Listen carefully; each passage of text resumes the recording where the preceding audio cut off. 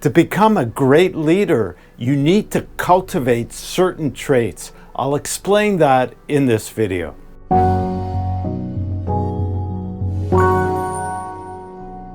Hello, I'm Stephen Goldberg of Optimus Performance, bringing you practical tips and ideas on leadership, team development, and employee performance in the workplace.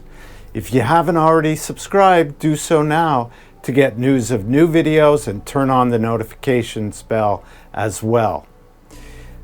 Becoming a great leader means accentuating, or as I like to put it, cultivating certain traits. It's like a farmer. You plant seeds and then you take care of them so they grow and produce great crop. Well, kind of like the same thing for a leader. I have here on the flip chart the traits of a human. And actually, a manager or a leader has all these traits. We all do. And we need to recognize which are the ones that we need to grow and cultivate to manifest themselves in us so we become that great leader. Not just intellectually, but we be that leader. You know, humans we all have inside us kindness, empathy, the ability to listen, the ability to understand, to appreciate, to love, care, to achieve things, to accept, to tolerate others, to encourage, help. Of course, there's many others as well that I could list here. But those are, I think, some of the key things that we admire in people that are great leaders, even if they're not like world-renowned. It could be your best friend, your next-door neighbor.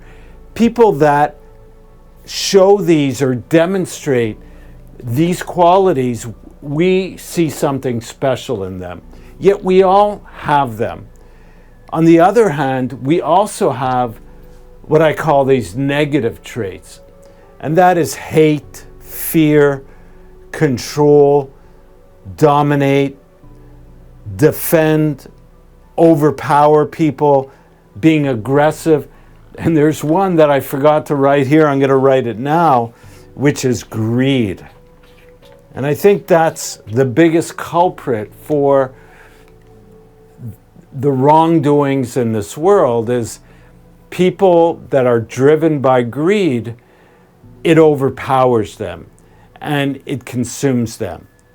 Now I'm going to make an analogy. I'll be right back. I forgot to prepare my prop to have it next to me. But, you know, I use the analogy of a farmer, and that's a good analogy, I think.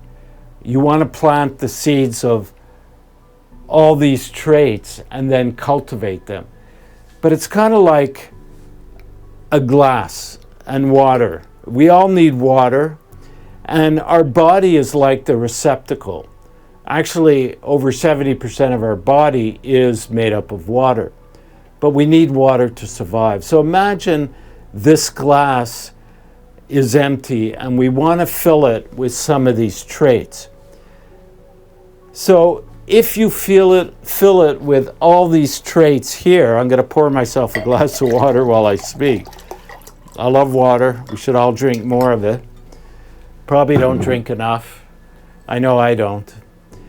And when you fill up your glass with certain things and you keep it full, you keep replenishing it with all these traits, let's say, there's no room or very little room for any of this. But to get to that point requires awareness, requires understanding. It requires actually what's written here. And it's about tapping into that because both these exist in us. And all we need to do is recognize that and choose what we want to fill ourselves with, like this glass of water, and then pursue that as a lifelong mission, because then we reap the benefits of that. And what are the benefits? Well, when you're kind and caring and loving to people, it doesn't mean that you have to be a wimp and just let people run over you. Of course not. But you want to start from that place and treat people with respect, kindness, caring, and they'll return that as well. If they don't, well, those are people you don't want to have in your life or around you. So you want to isolate yourself from them. You want to surround yourself with those that are able to receive the goodness that you can offer. Now imagine if everybody acted this way and took this to heart and cultivated all the positive traits that potentially we have. This world would be a much different place. And that's actually how we create great workplaces where people want to work, is by cultivating those human traits and combining that with the skills that we develop relative to our industry, to our business, organization, whatever it is, and we bring in people with the skills required to advance our organization, but always keeping in mind the traits, the human traits that come along with the skills that we need to use to be productive and to perform. So one exercise you can do very simply is just cross this out and look at what do you need most to develop in you. What are the traits that would elevate you to a higher level of human performance as a human being that others would admire in you? And of course, when we experience this, because it is an experience,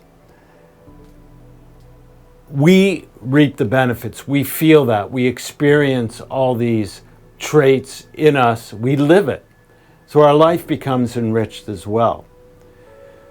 So this is something, if you're a leader in a company and you're recognizing this, work on yourself, work on becoming conscious of where you're putting your focus, what's in your receptacle, in your glass, and how to fill it with the right traits, and then share that with others, encourage others to do the same.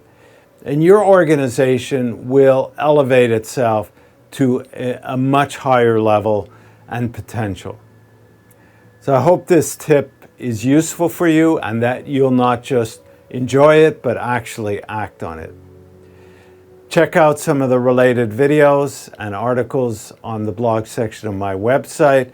As I mentioned, if you haven't already subscribed, do so now and turn on notifications. Thank you for listening, and we'll talk again soon.